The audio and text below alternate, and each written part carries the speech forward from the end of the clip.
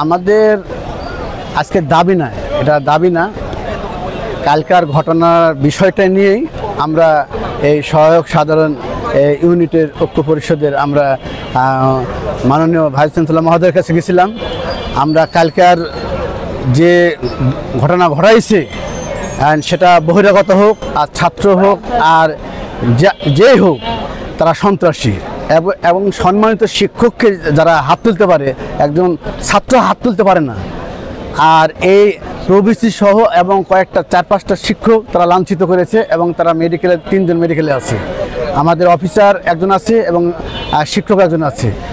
এটা এমন কি হয়েছে যে তারা এই ঘটনা ঘটলো, এটা তো আমরা মাইনে নিতে পারি না। আমরা এই রাজশাহী বিশ্ববিদ্যালয়ের শান্তি শৃঙ্খলা বজায় আছে এবং এটাই আমরা দেখতে চাই। এটাকে কোনো চক্রান্ত মহল এটাকে বিনষ্ট করার জন্যে এই পায়তারা করছে, আর এটার জন্যেই এই কাজটা কালকে হয়েছে। এটা এমন কিছু না যে ছাত্রদের কথা আমাদের ভাইস চ্যান্সেলর মহোদয় বা আমাদের প্রভিসি স্যার যে মানেনি, সেটাও না। তারা তো তাদের ছাত্র, তো তাদের ছাত্র।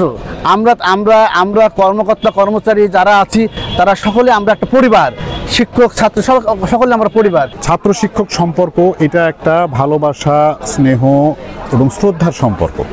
এই সম্পর্কের ভিতরে আমাদের অনেক চাওয়া পাওয়া থাকে একে অপরকে। তো সেই জায়গা থেকে আমরা কিন্তু একে অপরের পরিপূরক হিসেবে কাজ করি।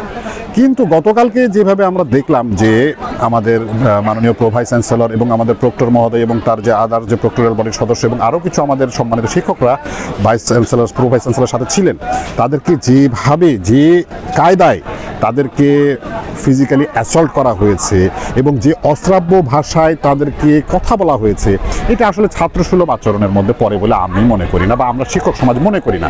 কারণ যে কেউ যে কোনো ইস্যুতে সংক্ষুব্ধ কিন্তু হতে পারে, সেইটার প্রকাশভঙ্গিটা আমি মনে করি যে সেটা তার লেভেল অনুযায়ী হওয়া উচিত।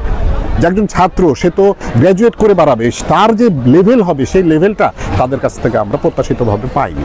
তো আমাদের এই জায়গাটাতেই হচ্ছে চরম আপত্তি এবং আমরা সকলেই বিব্রত হয়েছি যে যারা এইরকম কর্মকাণ্ডের সাথে জড়িত, আমাদের কাছে সুস্পষ্ট তথ্য প্রমাণ আছে, আমরা ভিডিও ফুটেজ দেখেছি এবং সেভাবে বলেছে যারা এই ধরনের কর্মকাণ্ড একজন শিক্ষকের গায়ে হাত দিয়ে কথা বলে, তো তাদেরকে আসলে আমরা ছাত্রসুলভ আচরণ কিভাবে তার কাছ থেকে ভবিষ্যতে পাবো। ভবিষ্যতে তো আবারও এরকম ঘটনা ঘটতে পারে, এই জন্য তাদের দৃষ্টান্তমূলক একটা শাস্তির ব্যবস্থা করতে হবে। নির্বাচন ছিল আগামী 25 তারিখে এবং আমরা আশাবাদী যে এখনও নির্বাচনটা 25 তারিখের মধ্যেই হবে।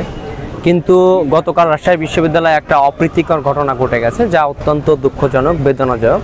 সেটা হচ্ছে শিক্ষক এবং ছাত্রদের সাথে সম্পর্ক, শিক্ষক ছাত্রের সম্পর্ক মধুর সম্পর্ক হওয়ার কথা ছিল এবং সর্বোচ্চ লেভেলের সম্পর্ক হওয়ার কথা ছিল। কিন্তু কালকে যে শিক্ষকদের সাথে ধস্তাধস্তি বা হাতাহাতি, এই বিষয়টা অত্যন্ত দুঃখজনক। আমি একজন শিক্ষার্থী হিসাবে, আমি আমার ব্যক্তিগত মত হিসাবে বলতে পারি আমি অত্যন্ত লজ্জিত।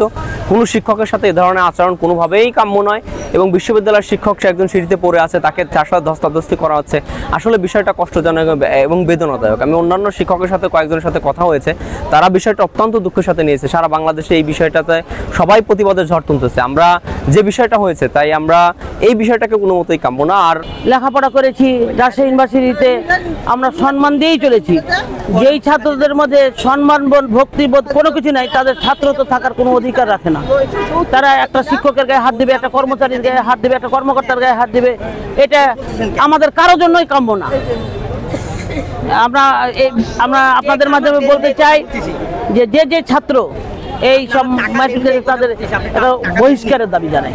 শিক্ষক কর্মকর্তা কর্মচারীদের সমন্বয়ে একটা নির্বাহী কমিটি আছে, নির্বাহী কমিটিকে সভায় পরবর্তী সিদ্ধান্ত গৃহীত হবে। নিশ্চয় যদি আমরা বঞ্চিত হই, আপনার প্রসঙ্গটা তুললেন প্রাতিষ্ঠানিক সুবিধা, বলেন তো বাংলাদেশে কোন প্রতিষ্ঠানে প্রাতিষ্ঠানিক সুবিধা নাই?